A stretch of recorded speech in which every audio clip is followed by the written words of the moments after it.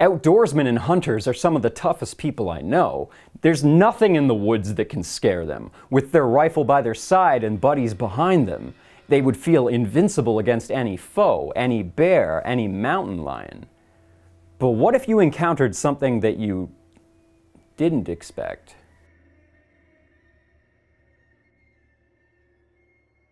This is something that happened over on the west side of the Olympic Mountains. Yes, sir. And it's up the Queets River. There was 4 of us, and we had 2 pickup trucks and 1 camper on 1 truck. And we went up to this beautiful spot where the river, and on the other side of the river is a cliff with these just huge boulders, probably 5 to 1,000 pound boulders. Big just huge. Big rocks. Big rocks. We got up there and it was dusk, and when it's dark up there, I mean, it is dark, and you can't even see your hand in front of your face. Understood.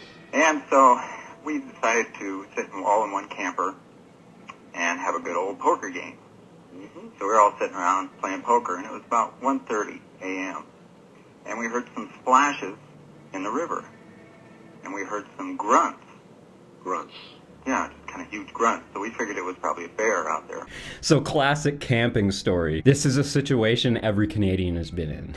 Trust me, it's a little unnerving. My fight or flight response is already lifted. But I can imagine, though, that if I go outside and it's not something that I'm used to, I would not be emotionally prepared for that. Having fun in the river, you know. Don't like grunts. Yeah, and so after a while, the grunts seemed to get louder. And we heard like big rocks hitting each other. You know how you can hear the crack of rocks? Of course. Oh no. Oh no, I can already tell that this is a Bigfoot story. And after a while, these rocks seemed to get closer and closer to our camper. And you could feel the rocks hit the ground outside to kind of a big thud. And I'm telling you, we all looked at each other and we said, nobody's going outside. I would not go outside. Absolutely. You mean like those gigantic rocks, coming out of the air and hitting the ground like that? Yes. It's just like somebody was over there throwing these huge rocks. Uh-huh. And then, I wanted to call you last week about the Sasquatch sounds because you wouldn't believe this. I mean, the hair on the back of our necks was standing up. It's standing up now. Was it like the sound I've got? It was close, but not really. It almost sounds human. To me, it sounded like a man in horrible, horrible agony. That's the only way I can think to put I'm going to play that Bigfoot sound for you guys.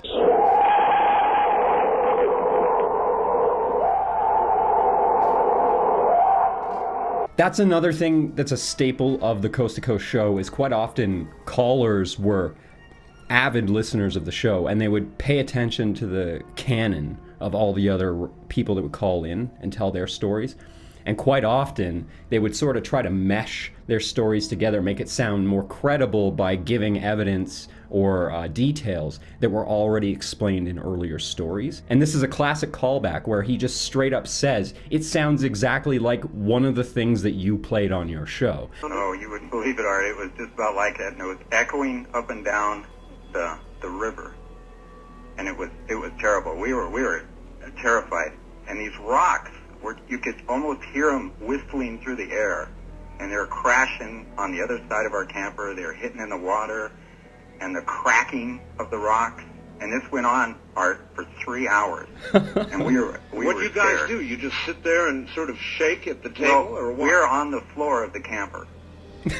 We just couldn't move. We didn't know if one of these rocks were going to hit us. Now you see, that sounds realistic to me. That's where I'd be, floor of the camper. You betcha.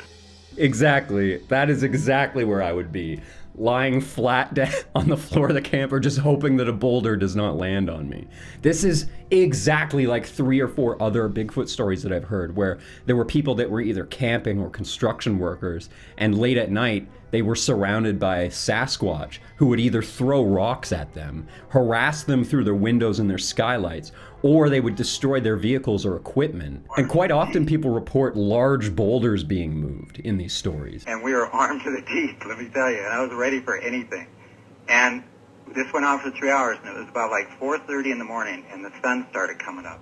And we're all looking at each other going, thank God. Yeah. Especially because I had to go to the bathroom. But anyway, and so we finally had enough nerve to go outside the door because the crashing and everything had stopped like about an hour before the sun came up. See, I would have waited too. And finally we opened up the door and we all got out, and I said, you guys get out here, you got to see this. And the other truck was just fine. But around our truck and the camper were these huge boulders in a circle around the camper. That's exactly what I just said. That's so amazing. He's not using any kind of like industry vernacular or jargon of any kind. He just sounds like a regular Joe that was out camping. And those are the kinds of people that these sorts of things tend to happen to. But it's making the story just a little bit less believable for me because any idiot could come up with a story like this because it is almost a copy-paste from other stories. It had to be something Awfully big. because it took us pushing with one truck and pulling with another to get him far enough out of the way so we could get the truck and the camper out. That's an incredible story. Do you swear that's true? Oh yes, and this happened in 1975 because it's when I got out of the service, and all four of us got together because we used to go on camping trips when we were in high school. And to this day, when we get together, I mean, this is something we always talk about. You still talk about. I can imagine you would. And so that's where it ended. You hauled the rocks away, and that was it. Yeah, we pushed them out of the way, and we got out of there, and I have never been up there again. I can't blame you. I mean, I will not go. He is a good storyteller. This is a really well-crafted story. It's very concise, which makes it much more believable. I feel that people that flounder too long and give too many details they sort of ruin the story. This is classic Art Bell, coast to coast. That is beautiful. I loved that one. That's been my favorite so far. I have to give this story a 2 for believability because it sounds like it's just a retelling of a Bigfoot story from the 1920s. So many of the details are so similar. I give the storyteller a credibility of 4 because he admits that he was cowering on the floor of the camper, and I don't know many hunters that would admit that they did that. And I give this story a 3 for creepiness because I can imagine being woken up by splashing water and grunting. That would be unnerving enough. But as the sound of crashing rocks kept getting closer and closer, terror would set in.